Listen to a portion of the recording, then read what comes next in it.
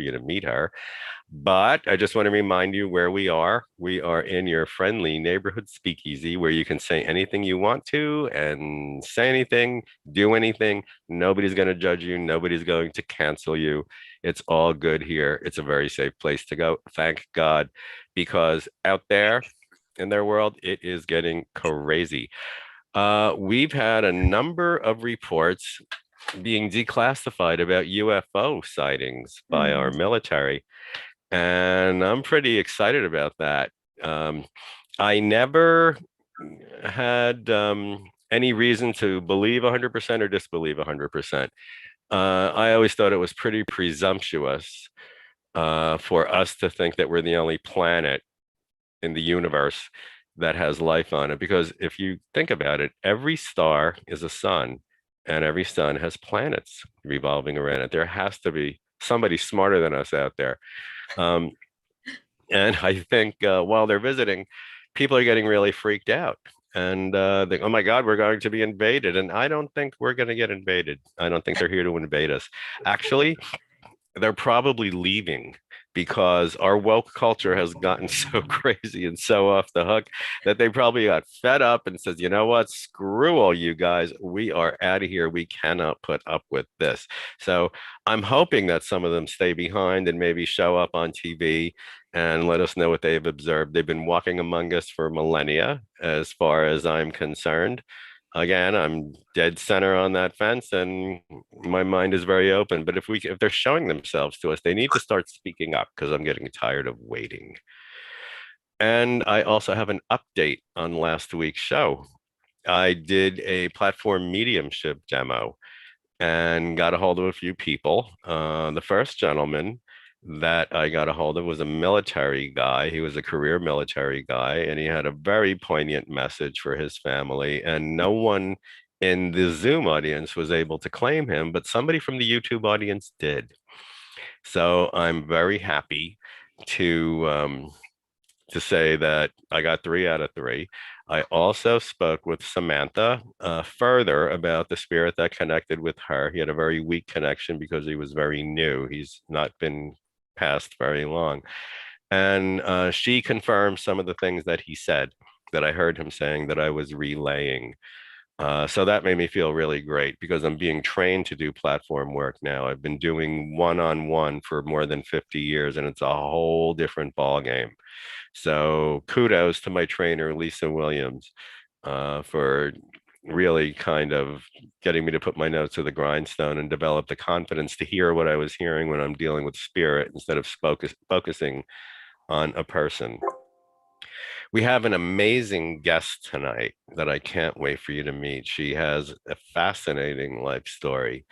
When I did our prep conversation, I just couldn't believe it. We spoke for an hour and a half and it felt like 5 minutes, but she's got tremendous energy. And there's just so much positivity and beauty flowing from this woman that I can't wait for you to meet her. So we will bring her on right now. Mehernaz Madon, welcome to the Zodiac Lounge and tell us a little bit about what made you want to come on this show. Thank you so much, Anthony, for the wonderful introduction. Hi, everyone. I'm Meher. I just I am a holistic healer, like many of us, and I work mainly in the Akash and work with astrology and numerology, and I'm a reverend in the Order of Melchizedek, Anthony shows are always the most exciting ones. So I'm Well, on they're the unpredictable, so you never know. I'm a bit of a loose cannon, and I kind of love that. Um, what fascinated me about you, and we can go on for like 3 shows with all that information, but one of the things that fascinated me most about you was when you were telling me about the family you were born into, your whole history, and how you defied some very strong traditions that still exist today. Can you share some of that? Yes, of course, yeah. So I was born in a bloodline of Zoroastrian priests from both my parents' side, Mhm. and it's a very ancient religion, and they were very traditional priests and all healers, of course, but in the traditional way, and firekeepers, and I was supposed to provide a Zoroastrian offspring. So, the bloodline continues because it was a rare priestly bloodline, and I carried the guilt of finding that. Because I did marry a Zoroastrian, and tried to make it work for very long. It didn't work out, Mhm. but and I didn't have an offspring. So it was very interesting when I had to kind of decide that I will carry on this work on my own as a priestess. Yeah, And because you were expected to have a male child because they only had priests. right, right. Yeah. And then you told me you got into a big fight with your ancestors. Can you talk a little? I loved that part of your story. Well, so very interestingly, once I dealt with the physical part of being okay with being by myself and breaking off from the old ancestry, I had to spiritually. I felt like I was moving at a very fast pace, and then I would come and hit a wall where I could not move past that wall. And I was sitting in meditation, and I could feel my ancestors, and then I Hi, worked Mama. with ancestral healing work, and that got me into specializing in dealing with ancestral healing. And what I realized was that at one point, all of my ancestors came to me, and they were just like, "This is not how we do it," you know. And I was like, "I want to care. I know my gifts come from you.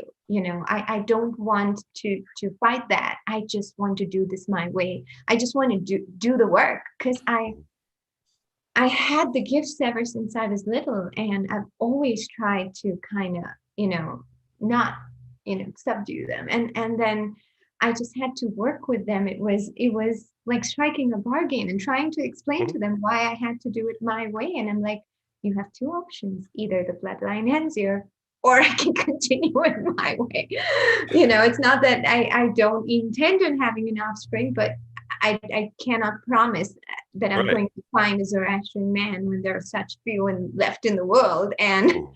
you know, Yeah. um, so, so eventually, after a lot of work, and even in the Vedic lineage that I learned from my gurus in India. Mhm. So I have a lot of Vedic background because a lot of my teachers were from India.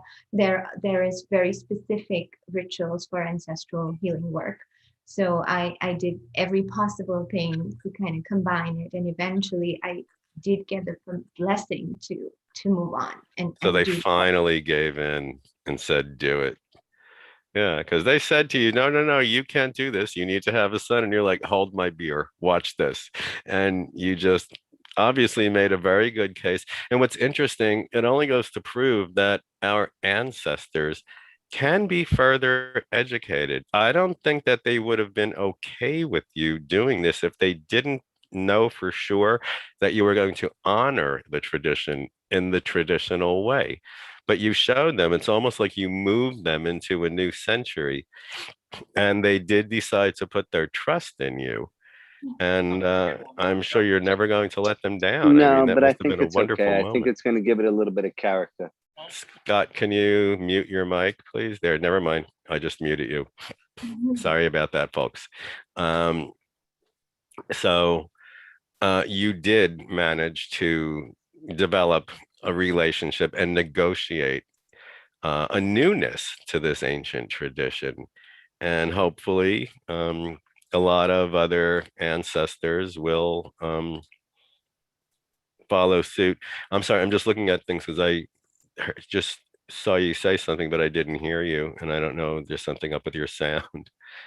But it seems that you have been able to do that. And hopefully, a lot of other people will confer with their own ancestors and make changes in a tradition to sort of bring it up to speed because it is a different time now. Yes, I do work with ancestral healing when it comes up in a person's field, and Mhm. and like I tend to recognize whether it is from their own past life or Hmm. whether it's coming from down in the ancestry. Hmm.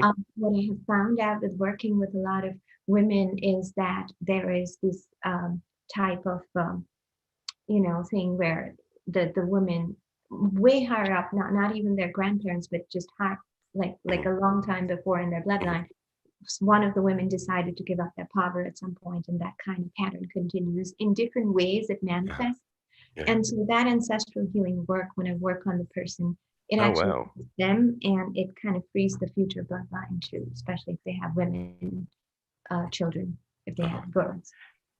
So So it's sort of just making a lot of equity. It's no longer so gender specific. There's probably something new that you started. You'll find out when you join the spirit world someday. I hope it's a very long time from now, but it'll be interesting to see what changes you may have made.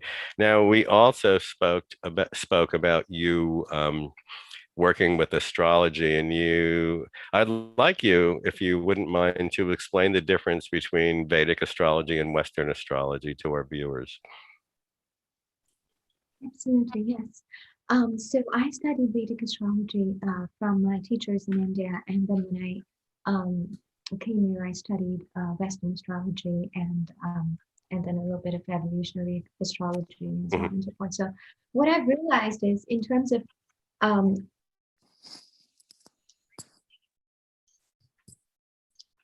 Oops, I think we have a faulty connection. about their blind spots, Uh-huh. that really helps with Western astrology. Has this ability to go delve deep into the psychology of a person and to show them the patterns of how they work, especially when we go into asteroids, Hmm. Chiron, Lilith, and so on. And Vedic astrology talk more about it's very predictive. It's very exact in its predictive analysis. They're Hmm. both separate systems altogether. But also with Vedic astrology, I can provide them with things that will help with anything that's malefic in the chart. Like, for instance, if Oh, there is a wow. malefic pattern, then I can provide them with crystals and chants and so on and so forth. Hmm. So I can provide them with solutions. So when I combine the two, I can get a very in-depth psychological report and then also provide solutions. Hmm. And for transits, I use more of the Vedic piece because of the exactness of it, its predictability. Hmm. And you have a preference for one system or the other, Vedic or Western? They each have their own like advantages. So Hmm. so when I'm talking to people and trying to explain them about how their psyche is, because the astrology is nothing but the date on which you were born. So we as a soul decided that this is what we're going to work on in this particular lifetime Hmm. using these gifts and working on this particular karmic pattern. So that explanation, I feel like is much more involved and in depth using Western astrology. And then when I have to give them solutions of, okay, so this is these are the karmic patterns you're dealing with, and if you work with these energies in the universe, these color rays, these influences, that will help assist you in shifting those patterns. That's when I prefer using Vedic astrology. So I Okay. just combine both because they each have Yeah. their Yeah. advantage. Yeah. They're each very different. I do know that growing up, when I was studying Vedic astrology, I was very, I wasn't okay with the restrictiveness of it. Uh-huh. Like, this is it, this is how it's going to go. And if it Yeah. doesn't go this way, you're doomed. And I'm like, no, that's not my belief system. Right. I like the Yeah. exactness, I'll use it for predictability, but the whole idea is that you have room to grow. Yeah. So it's interesting because it sounds like Vedic is like really inflexibly predictive, where this is it, this is what's happening, like it or not. And Western astrology sort of gives you that flexibility to say, well, okay, well, this is what's going on. It's sort of like tarot, because when I get a new client, I have a spiel that lasts about 2 minutes. Because a lot of people don't really know what it is. And I'll tell them tarot tells you what's most likely to occur if things continue exactly as they are, which means nothing is written in stone. So if you hear something you don't like, if you hear something that disturbs you, all you have to do is change the way you're doing things. And then there is a way, what is your desired outcome? And I can pick a card to signify that and then come up with a whole strategy for them to reach that, to attain that goal, to manifest that goal. Is that the same way that you're using these two astrological systems? I completely, yes. Cool. It is definitely, I completely agree with what you just said. Mhm. Yeah. Yeah. Yeah, because if we don't have free will, if everything is scripted, why am I here? It's like I, c- I could be gone and come back into a cooler life. But Right. I do understand that we do make soul contracts before we come in here, before we're incarnated. And I do believe reincarnation. I don't know for sure, but I did have a couple of past life regression hypnosis sessions. But even if I didn't, it just seems to be the most natural idea. Everything returns. Plants will die every season, then come back up in the spring, and they're always different, but they're also always very much the same. So, if we have these hardships, I think that the purpose of being trapped in this body um, is so that we do make mistakes. That is the predictive part of our life path. You're going to fuck up right here on this day, and then we're going to see what you do about it. Can you resolve it? Can you learn from it? Will you make the same mistakes again? So there is some flexibility. Or if you see it coming, are you going to be accountable enough to redirect your own trajectory in order to bring you to a place that you feel has more integrity? So it's interesting that you're using astrology as tools to go into my next topic with you, which I'm really fascinated about, and that is Akashic clearing. Because when we were speaking in our prep, you said I am like on fire about this, and I would like, first I want to see if I can spotlight you because again, I'm new to Zoom, but I'm getting better. Add spotlight. Let's go. There you go. Excellent. Yay, Anthony. Okay, so now I'm a little bit more Zoom savvy. Great. Uh, Akasha, or Al Akash comes from Al Akash, which is Arabic for ethereal divinity of just about everything. Is that correct, or am I getting that wrong? Yes, yes. Okay, And so tell and us about it. Tell us what, the I mean, it's a Sanskrit. fascinating concept, and I'm really excited to hear what you have to say about it. Absolutely. So Akash also happens to be a Sanskrit word. It actually means ether or air. It's the fifth Okay. element, literally. Yeah. The Akashic records are an etheric record. It's literally a record of every human being's soul, every person, every animal. They have a record of all of their the things that they have done through lifetimes and timelines.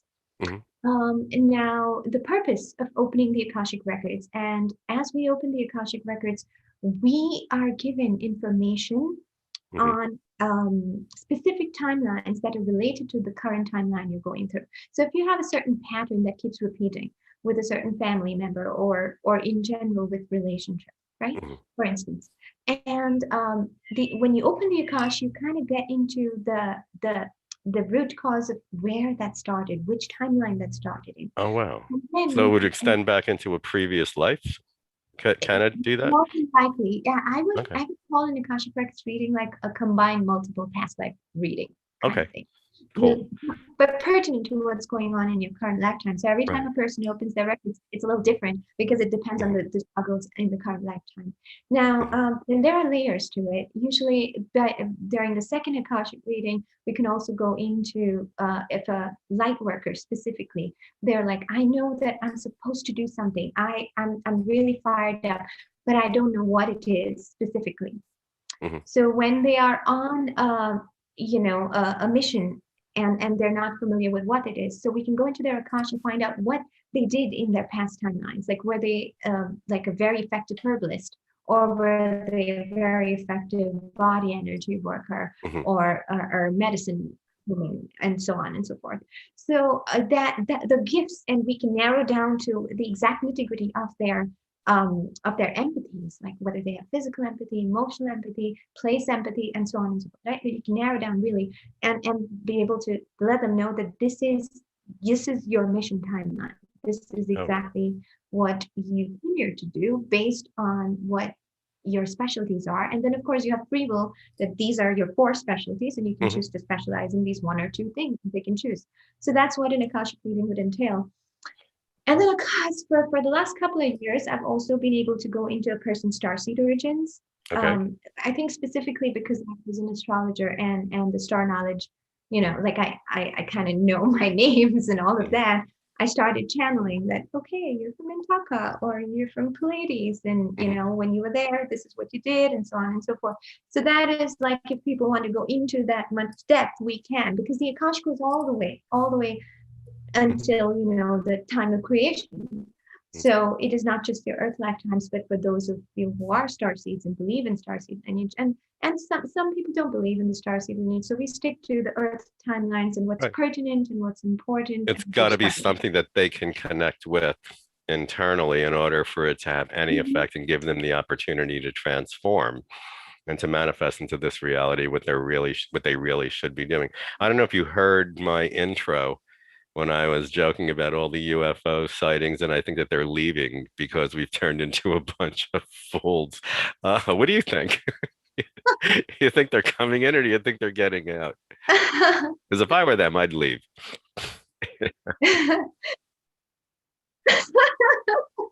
Oh, Anthony. Well, here's what I think, because we just moved and shifted into the age of Aquarius, starting. So astrologers debate whether it happened during the solstice or the equinox, but between the solstice and the equinox, now we're officially in the age of Aquarius, which is like a 2,000-year-old era that shifted from the age of Pisces to the age of Hmm. Aquarius, which is an air sign. And we're going to see a lot of uptake in aviation. Hmm. So the aviation industry is you already see like drones, the drone industry kind of really Yeah, yeah. taking off, and anything to do with aviation. And I believe that space technology is very similar in terms of it's air and space. So I feel like we're going to see more and more sightings, or at least more and more open sightings than there have been before. So And you think that they're and I know coming it's a in? sub. Well, let's put it like this: they will be revealing themselves Okay. more openly than they were before. Okay. Good. Because we could use some like consistency here. We can use some consistent leadership. Things would be a lot easier if people would just stick to one message instead of doing a 180, because I'm getting whiplash and getting bored actually. But getting back to Akashic clearing. Um, so someone contacts you, and how did you come off a spotlight? You're coming back on. You must be playing with something. Uh, so someone contacts you. First of all, how can people reach you if they would like any of your services? How would they get a hold of you? Okay. I am I have my website, and I am on Facebook and Instagram and YouTube. It's firebearerwellness.com, and I Okay. could put that here in the chat. Yeah, yeah. That would Um, be put all of your but links in the chat. Yeah.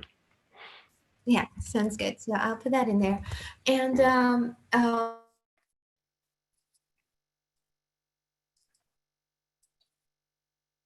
Okay, we're freezing again.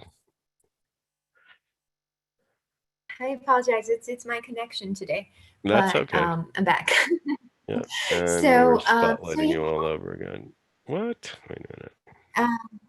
Yeah, well, on YouTube, I put up videos on every full moon. I Okay. talk about the of the full moon, Mhm. and to try and so it helps people understand what's going on. Like right now, we're in eclipse season, and so it's a bit crazy for Oh everybody yeah. because we're living between the two eclipses, and there's a lot of shifting Mhm. happening. And eclipses always bring up things from the closet out of the, and the truth gets revealed, and you kind of need to flow with it Mhm. and shakes things up so that it doesn't let us kind of continue with anything that's no longer good for us. But yeah, so I do those videos every couple of weeks on YouTube as well. Oh, And cool. So we should all subscribe to your channel. I think that would be great. So you can post that too. We would like that. Mhm. And if anybody has any questions that they would like to ask us, please use the chat. Think of the chat as speaking out loud, and we will get to you. We can bring you on screen. I see a lot of people have their cameras off. So I'm the only one here that looks like hell. but you don't have to have your camera on, but we can bring you on if you want to keep your camera muted. Your audio will not be. But oh, great, firebearerwellness.com. And I guess your Facebook link and your YouTube link is on that site. It is all on the Okay. website, yes. It's right on top. So here's the question that nobody likes to talk about, but everybody wants to ask. How much does it cost for a session for Akasha clearing? Sure, yeah. So anything in the Akash, I was guided to put it at 135 Okay, that's very for the reasonable. Akashic Okay. reading. And Usually it's an hour for the reading and then an hour for the clearing. And I think I'm most excited about the clearing piece of it. why Because is in the that? clearing, we not only, so especially with light workers, right? Uh-huh. We come here on a mission. We come here as volunteer souls and we're going about our business. And then we get stuck in the karmic cycle. Hmm. So then there are these patterns. So many of us have timelines of persecution from the witch hunts and so on and so forth. And every time I go into the Akash, it's a little different, but it's more or less the same thing from all over the world. It has those timelines. So when we clear the subconscious carries a little bit of those memories, through the DNA. So when we clear the person's DNA and we clear the Akash, that actually helps release those blocks that come in their mission timeline. Hmm.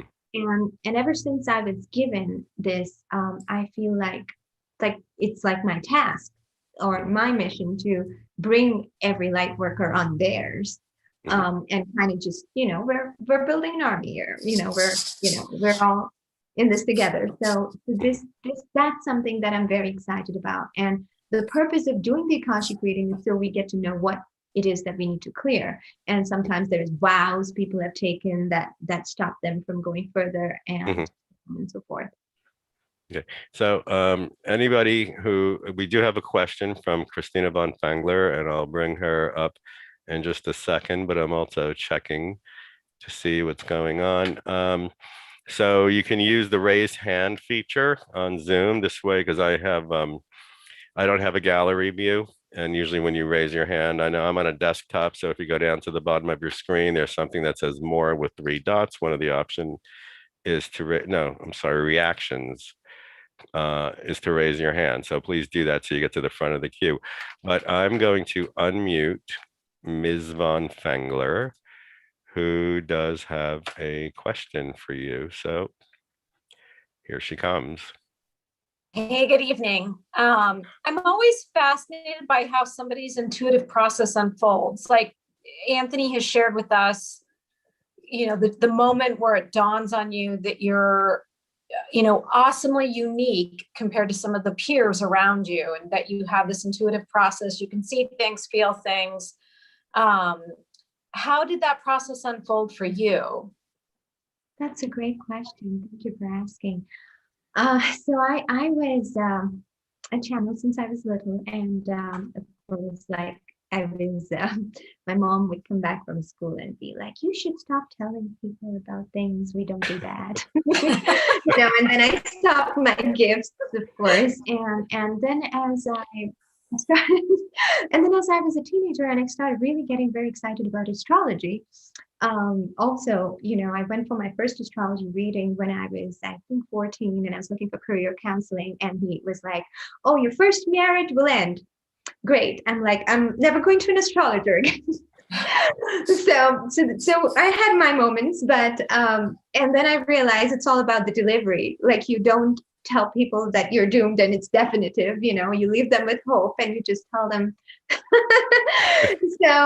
But my father actually started falling ill, and then and that's when my gifts started opening up, because I wanted to do everything possible in my power to be able to. So I would just lay my hands on him and I would start working, and I didn't really know what I was doing, but he would always feel better and his pain would reduce. He was in pain because he developed scoliosis. And so that's when I started my journey, and went and took many certifications and many different types of healing modalities, and every time I would go to class and I would practice, I would be able to do it, and I was like, Wow. okay, great. I'm like, so that's when it started. And after a point, I started getting it directly through spirit in my meditation. So like the clearing, the starseed origins readings, those things started coming through in as I would work on. And sometimes I would have a client the next day, and I wouldn't even know, but I get a download the day before, and then Wow. sure enough, the client will ask the question the next day, and I'm like, oh, this was for them. So you were just, and then I Wow. started maintaining my because I, like all of us do, we kind of like, some days we don't want to meditate, we get busy, and I was like, no, I have to do this every single day because you never know what they're going to give me. Like, it's like dedicate your time to your guides, like Mhm. have your dinner with them, have your coffee with them, like you That's would to any interesting. other person. It's interesting that you got a download the day before the client called and you had no idea that they would be calling. So the information was already given to you. Okay. It's a lot like mediumship because when you're doing platform work, you're not focused on the individual, you're focused on the spirits, and then they come in. And I think they know hours, maybe even days ahead of time. If I set up an event, a live Really? event, that I'll be seeing and hearing these fleeting people, and I try not to interact because the worst thing you can do is stack them up and take them in with you. But it's really interesting that when I'm in the room, the same ones that have been showing up a couple of times will then come in full force while we're Wow. all in that same physical space. I had something happen with someone that I work with where his mom, who was passed, we were just having a conversation outside of Astro West. And all of a sudden, this woman was in front of my face. And I was like, Peter, I can't really focus on this conversation. And then I put out a couple of clues, and I didn't even want to do this. And I got an initial, I got some clues that I mean, she showed me ships, but it was really, then I said, oh, so do you live in Santa Mauritius? No, I don't live in a harbor. Then all of a sudden there were ships with no sails, but the big sticks. Oh, you giving me sticks? What's that going to do? She said, use the word rigs. And that was actually her maiden name. So, and that all happened incrementally before I actually engaged in that particular session. So it's interesting that this is happening with you too. I mean, I'm sure that these modalities they seem to work similarly, no matter which one you're using. You're getting some stuff ahead of time because you're honoring your channel and you're keeping it pure and you're keeping it open. And this is why we're here, is to help. Now, there's another question that Christina had. She says, does clearing their records affect their individual karma? That's a good question. I'm really curious about that. You keep on unspotlighting. You're back I'm now. sorry, this Okay. you're in Mexico, it's a little different for us. Okay, so yeah, I agree with you, Anthony. I feel like there are, they always give us what we need, Mhm. and all we need to show up. And anytime a new technique is developing, that's how it comes to me, where, they will give me something new and I'm unsure of how to use it. And then there will be someone who comes to me and I know exactly what to do with them. And then that gets developed. So I We're having terrible connection problems. It's going to clear up just the way it did last time, I'm sure. And there we go. So now I will. I will just continue This is to fun. No, it's good. It's good Zoom practice for me. So thank you. Whatever you're doing, keep doing it. But my apologies. no, it's fine. This is Uh, technology, and it's also all kinds of planetary stuff going on. But oh my God, yeah, we do have Mercury in retrograde right now, but yeah, so I want to which address Christine's question good about karmic karma. clearing. Yeah, If Akashic clearing helps with karmic clearing. So yes, I was given the ability to work with karmic clearing of what I call unjustified karma. So I Mhm. believe that the law of karma is absolute. However, when it's unjustified, like for instance, you did something in defense in another timeline, like say for Okay. instance, you were being persecuted, you did something in defense and say you misuse your powers or whatever it is. And this Uh-huh. time around, you're very scared to reuse them, right?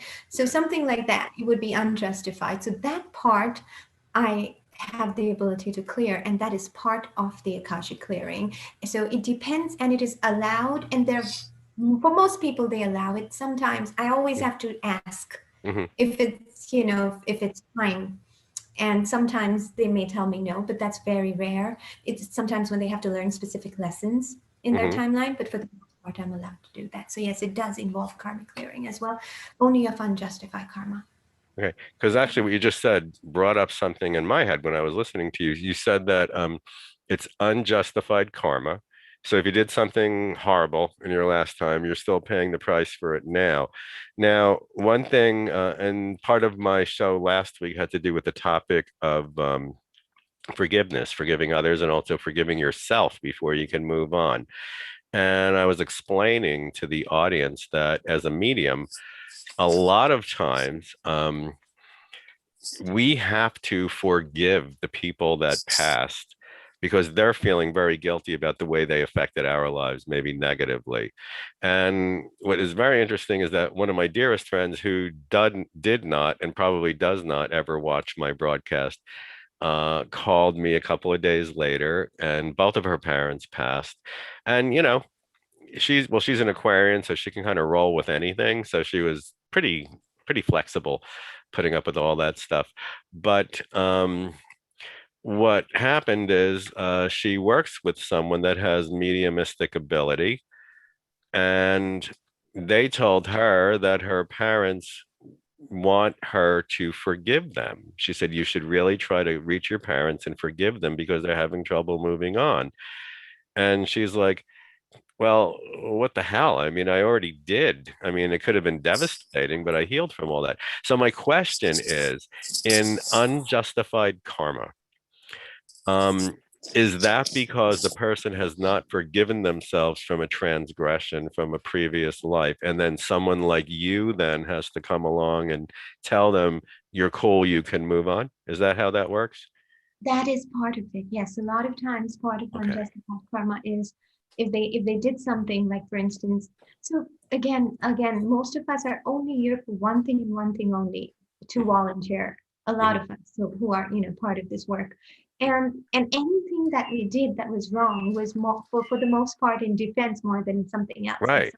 did something, and so when we see that, and then a lot of times we kind of put a cap on our powers because we did not forgive ourselves, Oh, or there are timelines where sometimes there's curses, there's hexes, there's many things that come up, right? And, and uh-huh. then and then there are certain specific Vedic rituals that when I say a curse, I tell them, go do this ritual that will undo the curse, that we can do further work. Sometimes we can't see further when there is one, and so on and so forth. So many different reasons. It could be self-forgiveness, it could be external. Mhm, So in the Akashic clearing, we remove the external mhm. barriers as well as internal barriers. And then we do a sort of subconscious switching where if there is a pattern, then we switch that subconscious pattern.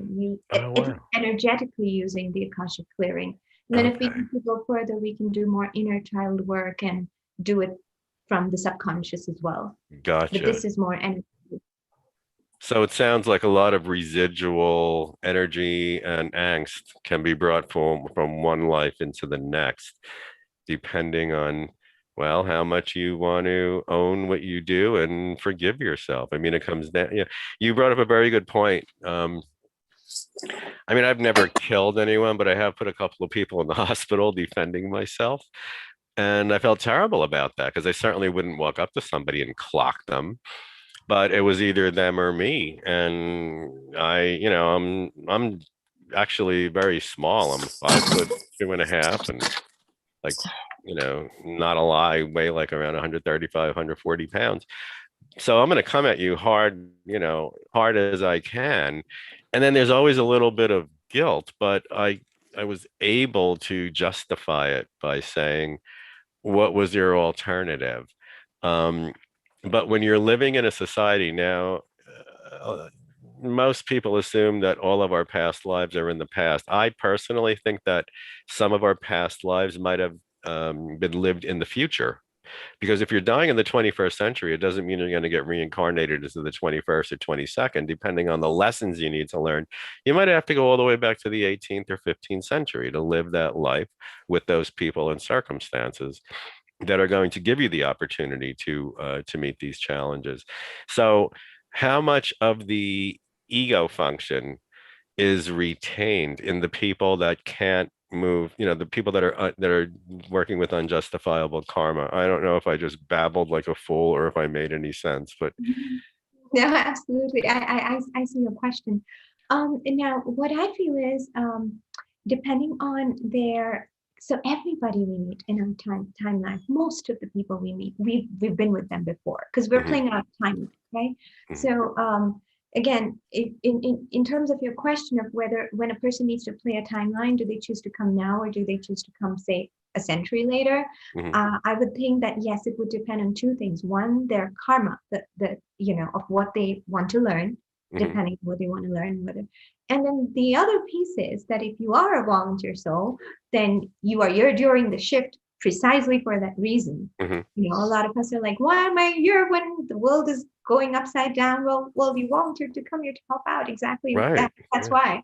And that if you are one of them, then you always feel that there's something more I need to do.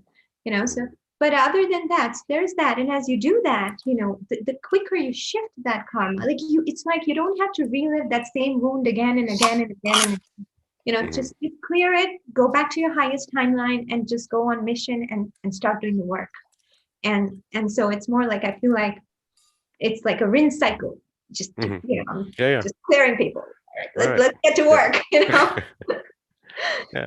But I mean, sometimes I do think that in order to continue to do our work, I mean, because we also have challenges here in each lifetime.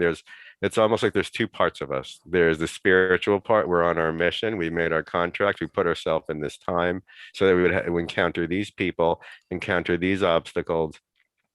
And then because we're half human and half spirit, it's up to us and also our human qualities, like our ego functions. And things like confidence have to come in. And how much are you going to march to your own drum, or you're going to just be dictated to by a society or an authority figure like a priest or a cop or a politician or something else like that?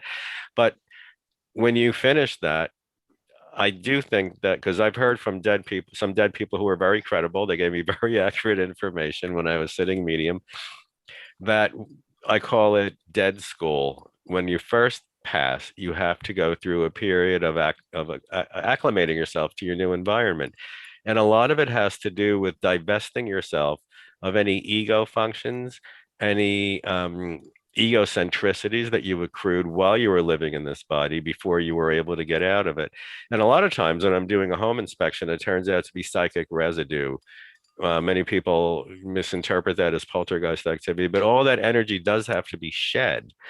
But it sounds like there's also a fair amount of visitors. I love that. Volunteers that don't shed that. And then maybe that's for the unjustified karma. And do you think that they can then reincarnate? Like, say something happened to you during the Dark Ages, Mhm. and then you finally are reincarnated into the 21st century, and now you're ready to bite the big one and you're good to go, and you divest yourself of all of your human, all the things, all the ego functions you accrued as a human. Do you think that you can incarnate back into the Dark Ages again to maybe take care of some things that you know better how to deal with now? Or do you think it's linear where it's always forward moving? It entirely depends on the soul's choices. Okay. So, So so then it there, is possible to sort of hop around. yes, and I have seen that. So there's something I work with, where with the starseed astrology, Uh-huh. where you are aligned to the galactic center, you always come as a volunteer soul. And sometimes there are people who are not always aligned to the galactic center, Hmm. which means that they have hopped around and then come back because they have Gotcha. learned specific lessons. Uh-huh. So astrologically, I can tell you that there's both. Okay. And it's the soul's choices. And it could happen that in one particular timeline, they are perfectly fine, on mission, and then something terrible happened, like someone came and killed their family or something like that. And then they go, down, and then the more power they have, they could have completely misused that or cursed someone. Sometimes people who actually curse come back to in the same lineage to release the curse. Okay. And when I do ancestral work with people and they're seeing their ancestor, it's like but this feels like this is me. And then I can download in the Akash, yes, this is you in another timeline, because you are now finishing up what you started. But that created the loop. But that's fine. We're going to release this karmic cycle now. So there are both. I feel like there is back and forth, and hopefully the hope is that when people come across this work, it's usually when they're like, I'm ready, I need to know what next, and hopefully we're able to release that so that they don't go in those loops again. It's interesting. You're the second person that said to me that you can then see yourself, in another lifetime. There's a hypnotherapist that I had on. Her name is Mahesha Gunner. Delightful, wonderful woman. She's Sri Lankan. She's unbelievable. And what's interesting is that you have a similar background because you grew up in a culture where meditating and channeling, it was cool. I mean, in the United States, it was like, especially when I was born, it was like the worst thing you could possibly do. So luckily you were open to it. You grew up in a culture that opened you to it. But she and I were talking about past life regression through hypnosis. And she shared her story. She said her past life regression is what got her into becoming a hypnotherapist, because now she works with, patients traditionally if they want to stop smoking or just sort of get themselves together. But she loves doing past life. And she said in her first one, she had two experiences because she had to go back. And it was revealed to her that the old man that she saw that died a very lonely death because of his behavior was actually her in a previous life. And then she understood better the difficult relationship she was having with her own father because of that experience. So it is wild to know that you can go back there and see who you were. There are times when I take people into hypnosis that they will recognize that this is my ancestor, but I'm not seeing them separately. I'm seeing them as myself. Right, because she was seeing through his eyes. And then it was explained to her that she was actually encountering a prior incarnation of herself. And that was part of her karma that she had to work off. And do you think that through your work with Akashic clearing, that we can also work off some of the karma that our ancestors have accrued? So I do that as two separate sessions, but yes, I do very specifically ancestral work. And I usually recommend that after we're done clearing the Akash first, like working on ourselves first, because at that point, curses, hexes, spells, vows, contracts, those kind of things get released. So your karmic balance is released, right? So cool. It's that big main rinse cycle. And then after that, if at that point in time, it comes up that there's more ancestral work needed, usually during the Akashic reading, it comes up that there's ancestral work needed. Then we go in and separately just deal with the ancestral work. Okay. And I do that as it's called an ancestral healing session. Because in one of the traditions that I studied, there's an expression that we stand tall on the shoulders of proud ancestors. And I didn't really understand what that meant, but as I had continued being training, and Noah, I see your hand up. I'm going to bring you on in a second because Noah has a question for you. But what I learned is that in order to stand tall on the shoulders of a proud ancestor, one of your ancestors, one of your immediate ones, like your dad or your grandparents or somebody, might not have, they may have dishonored themselves in a way that they weren't able to rectify before they passed. So that means that we have the obligation of clearing up their bad karma so that they are strong and proud enough for us to stand on their shoulders. Is there any kind of philosophy in the traditions that you're working with that reflects that idea? Yes, I would have to agree with that. I believe that all of us once we pass, go back to the ancestral pool, Mhm. and the ancestry we pick is like something we have chosen, and Mhm. there's so much. A lot of people that I know that are mediums and light workers, it Mhm. passes on generationally. So a Mhm. lot of the powers come from your ancestry, and it's so important to honor it and make peace with it. So Right. and a lot of us grow up, having issues with our parents, Yeah. and that's the first thing, right? So the first thing you want to go and resolve Mhm. is that thing with your parents. It's like Mhm. the wound that we don't look at because it's so deep and so difficult. Mhm. And I feel Yeah. like, yes, when if the ancestors have done something, then actually, according to Vedic astrology, you come up with the ancestral debt, and it's called, there's Pitradosh, which is Mhm. like the debt of your ancestors that you're paying off. So why Okay. would you soldiers to pay it Yeah. off? Well, because you were somehow involved in creating that debt in Yeah. another timeline, Well, but I mean, that actually happened with my dad. My dad was a great guy, but I mean, he was a very different generation than I. He was born in the 1920s. He lived through the Depression as a child. 1940s, he was in the Korean War, and then 1950s, when all of us were plastic Ozzie and Harriet families, he really did not like things that were different. And he was very unkind to, he was very selectively unkind.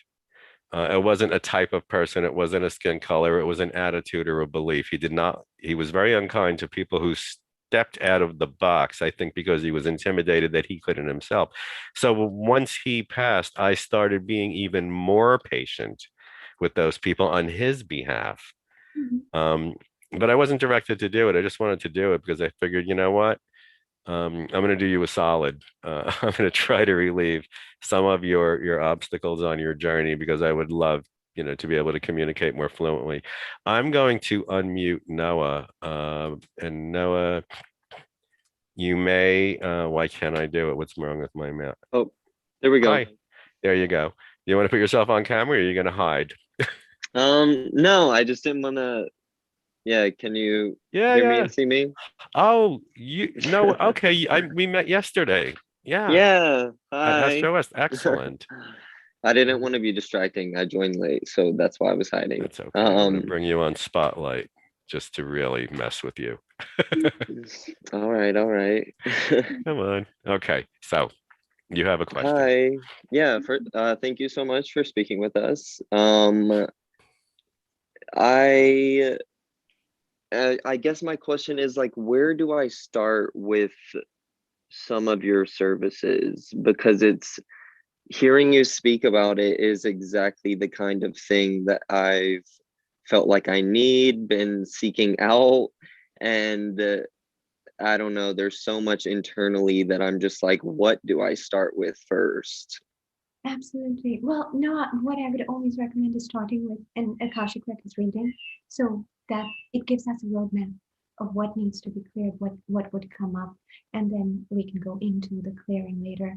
And then, so there's a twofold aspect, right? The Akash gives you a high level overview of your soul's journey across timelines, specific to what you may be going through in this timeline. Astrology gives you an in-depth map of this particular timeline and what your soul chose to do in this timeline in terms of what you take on, what gifts you have, and how do you use them to release the things that you're working on. So between astrology and Akashic records, both very in depth, very different. It gives you an idea of your full what's going on with you and who you are and why you're here and all of that. So that those are the two things I usually recommend to start off with, and then whatever comes up, and then if things come up in the ancestry, if things come up for clearing from the subconscious, then we can delve deeper into like ancestral and inner child work later on if that's needed. Mhm. Yeah. Okay, thank you. Yeah, because that's fine. It's great now because that's the question that you had when we were speaking yesterday at Astro West. Where do I said, well, usually your path finds you. And here you just experience that. So you have a start point. So great. Great that I'm glad that you joined us tonight and I'm glad that you got some answers and I hope you'll continue to work with her, with Mayor and find out where you're going. And in the meantime, I am still going to talk to you about what we discussed yesterday. If you're looking for a little side hustle job while you're pursuing your other things, we can talk further. And I think it will be a great environment for you to be in because you're going to be exposed to a lot of people, a lot of traditions that are going to bring you a lot of answers. So thanks very much. Let's see how this is like the third Zoom lesson, and my mouse is just out of its mind. So now, okay, what do I do? I can lower your hand and I can remove spotlight. Yay, new skills for everybody. Uh, okay, there's someone in chat, Felisa or Felicia. I don't want to mispronounce your name. I hate when people do that. Said, if you are clearing a contract and it glows gold, what does that normally mean? Interesting question. So Felicia, first of all, I would first ask, are you working in the Akash or were you just generally? So contracts usually, the way I see them are, when you're clearing a contract, you see them wither, or you feel them wither. You're feeling the shift inside. When it glows gold, it means it can mean different things for different people. So you may be just seeing that contract is being highlighted, that it is important. Because again, I'm trying to understand the context in which you're asking me this question. But if it could be possible that you are being shown that this is an important one. And again, another thing is everything is your free will choice. So your words and decrees are very important. When you're clearing something, you need to ensure you put in your disclaimers that I'm not clearing anything that is for my highest or best interest. So, like it is only when, if this vow or if this thing is not affecting my highest or best interest, then I'm working on clearing it across all timelines. So it depends on, again, how you're working with. So glowing gold could mean different things for different people, and your guides are trying to give you a sign, and that's something you would have to interpret within your reading or clearing or whatever it is that you're doing. Okay. Gold for me usually, like I work with a lot of Vedic deities, and whenever they come through, it always is gold for me. So it's so different for every person. Yeah. But it's definitely getting highlighted. So look into what you're doing with it, like whether it really should be cleared, and so on and so forth. So Felicia, did that answer your question? You can either answer in chat or raise your hand. And if you have any more to ask, or if you have something further that you want to know about, I can bring you on screen if you like. But I hope it did answer your question. It was actually a good one because I don't know very much about this. So I love the idea that something can glow gold. Maybe we can get it pulsating. Okay, she said yes, thank you, and thank you for asking your question to us. We're about to wrap because we're just about at an hour. So I'm going to give everybody else a chance to raise their hand if they want to do that, and I wouldn't mind staying on a little bit longer if we need to. And in the meantime, I would also like to ask you, Mehernaz, what thoughts would you like to leave us with at the end of this? I would like to just tell everybody, like, I understand that at this point in time, but everything around us is shifting, and we're all kind of trying to get our bearings. We're like wondering, like, why are we here at this point in time? Remember that you decided to come here at this point in time, and a lot of volunteer souls, a lot of us light workers, we go through so much through our timelines that we have this feeling of like, why am I different? Why is life so hard? And I just want to tell you this, that it doesn't have to be.